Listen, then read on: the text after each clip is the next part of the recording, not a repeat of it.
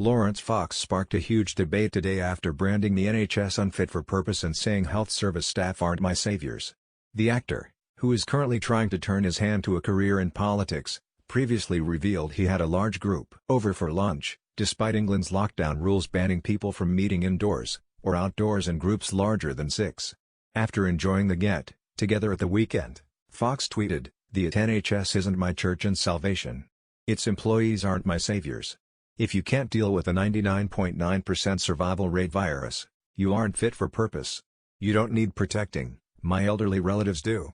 I also love your emergency care and will continue to pay for it, for now." Fox's followers agreed with his sentiment, with one writing, "The NHS has become a sacred cow that we daren't criticize. They are there to protect us, the taxpayer, who pays their wages." Twitter user Lewis Brown wrote, "I'm not a COVID denier, but the rules are ludicrous. As an example, myself and my whole family have now had COVID, so what reason could there possibly be for us not gathering at Christmas?" Sick. This comes as ministers face a furious backlash from MPs over claims the NHS will be unable to cope unless a near lockdown continues for months. Cabinet Office Minister Michael Gove insisted that every hospital in England will be overwhelmed with COVID-19 patients without draconian restrictions. But Tory rebels called for hard evidence, not hyperbole, and said Mr. Gove must publish the evidence for his assertion. Boris Johnson is also moving to quell a growing Tory rebellion over his draconian new tier system by offering a series of concessions, ahead of a Crunch Commons vote tomorrow. Ministers are facing a furious backlash from MPs over claims the NHS will be unable to cope unless a near lockdown continues for months. Cabinet Office Minister Michael Gove insisted that every hospital in England will be overwhelmed with COVID-19 patients without draconian restrictions. But Tory rebels called for hard evidence, not hyperbole, and said Mr. Gove must publish the evidence for his assertion. The government faces a comment showdown tomorrow, when MPs will vote on the new tier system which bans 99% of the population from socialising indoors. Mr. Gove said over the weekend that without tough curbs the NHS would be physically overwhelmed.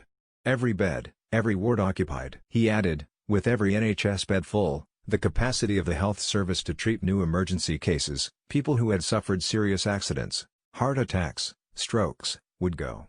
However, a growing number of Conservative MPs, led by former Chief Whip Mark Harper, are sceptical about the claim. Mr. Harper told the BBC, "Show us the evidence. The last time we were debating lockdown, a slide was leaked from the Cabinet Office, the department which Michael Gove runs, which suggested that hospitals would be overwhelmed. We now know that the information on that slide was not correct." Him saying to Michael that if he genuinely thinks that hospitals would be overwhelmed, then show us the modelling and the evidence that has seen. Mr. Fox's message followed an earlier tweet. "Just had a large group over to lunch and we hugged and ate and talked and put the world to rights. It was lovely.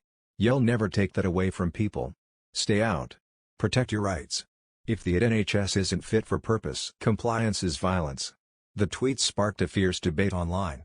One of his fans wrote, "Why are we protecting the NHS? Surely they are paid to protect us."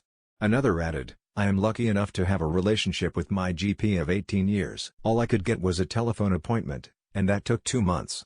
When he did eventually ring his first words were 'Come and see me, I don't like telephone consultations.' Later that day I did. NHS is broken."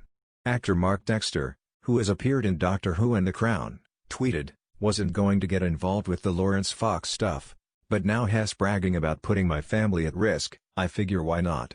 I was once up against him for a US TV role, to play the son of James Fox's character.